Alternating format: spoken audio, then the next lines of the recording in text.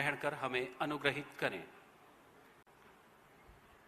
मैं अनुरोध करता हूं आज के विशेष अतिथि माननीय श्री के पवन कल्याण उप मुख्यमंत्री आंध्र प्रदेश से कि आज की इस पावन वेला पर अपना संबोधन करने की कृपा करें। माननीय श्री के पवन कल्याण जी।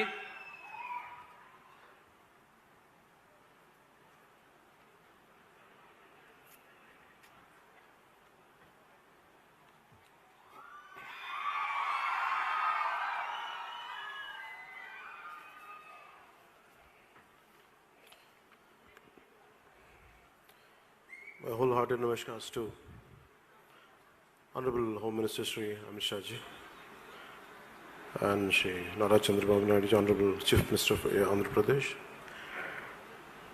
and Honorable Cabinet Ministers and State Cabinet, and to all the higher officials, my wholehearted namaskars.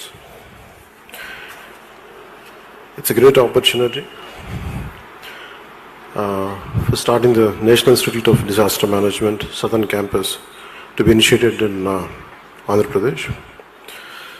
So అందుకని దానికి సంబంధించి రోజున హోంశాఖ మంత్రి శ్రీ అమిత్ షా గారు ప్రారంభిస్తున్న ఈ national institute of disaster management southern campus దక్షిణ భారతదేశానికి సంబంధించిన ప్రధాన కేంద్రాన్ని మన రాష్ట్రంలో ఏర్పాటు చేయడానికి మనస్ఫూర్తిగా స్వాగతిస్తూ అమిత్ షా గారికి, ప్రధానమంత్రి గౌరవ ప్రధాని నరేంద్ర మోదీ గారికి, కేంద్ర ప్రభుత్వానికి ప్రతి ఒక్కరికి పేరు పేరున ధన్యవాదాలు తెలియజేస్తా ఉన్నాను. ఇప్పుడు దాకా మన నేషనల్ డిజాస్టర్ ఫోర్స్ ఇది దాదాపు 1,58,700 మంది ప్రజల ప్రాణాలని కాపాడారు. 8,62,084 మంది ప్రజలను సురక్షిత ప్రాంతాలకి తరలించడంలో సేవలు అందించారు. చనిపోతే మన వాళ్ళని చూసుకుంటామో లేదో అనే ఇలాంటి ప్రమాదాల్లో, అలాంటి పరిస్థితుల్లో దాదాపు కడసారిగా చూసుకునేలాగా 7,465 మంది చనిపోయిన మృతదేహాలు వారి కుటుంబ సభ్యులకి చేరవేసి వారి ఆత్మకి, వారి కుటుంబ సభ్యులకి ఒక శాంతిని కలుగజేశారు. కేవలం ఇది మనుషులకే కాదు, దాదాపు అంటే ప్రధానమంత్రి గారు ప్రత్యేకించి చెప్పేది వసుదైక కుటుంబకం అని చెప్తారు. ఈ సృష్టిలో మనుషులతో పాటు జంతు జీవాలు కూడా, క్రిమి కీటకాలు కూడా చాలా మనం అన్నిటి కలిపితేనే అని చెప్తూ ఉంటారు. అట్లాగే దాంట్లో భాగంగానే దాదాపు 19,368 మూగ జీవాలని రక్షించగలిగారు. మనస్ఫూర్తిగా దానికి ధన్యవాదాలు.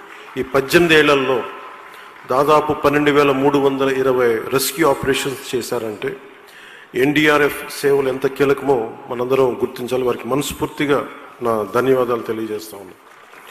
అలాగే మన విశాఖపట్నంలో 2020లో జరిగిన ఎల్జీ పాలిమర్స్ గ్యాస్ లీకేజ్ కానీ, 2022లో అనకాపల్లి అచ్యుతాపురంలో జరిగిన అమ్మోనియా గ్యాస్ లీకేజ్ కానీ, మొన్నటికి మొన్న విజయవాడలో వచ్చిన వరదల సమయంలో ఎన్డీఆర్ఎఫ్ అందించిన సేవలు మనందరికీ తెలుసు. వారికి ప్రత్యేకించి చాలా ధన్యవాదాలు తెలియజేస్తా ఉన్నాం. జపాన్లో కానీ, నెదర్లాండ్స్లో కానీ, ప్రత్యేకించి ముఖ్యంగా Japan has one of the advanced earthquake warning systems in the world, coupled with strict building regulations. And also Netherlands, known for its battle against water, has developed innovative solutions like Room for the River project to manage floods. In the same manner, Honorable Prime Minister, 5 days back on January 14th, Prime Minister launched a mission Mausam, which aims to transform India into a climate-smart nation. India, with its diverse climatic and geographical conditions, is prone to natural disasters.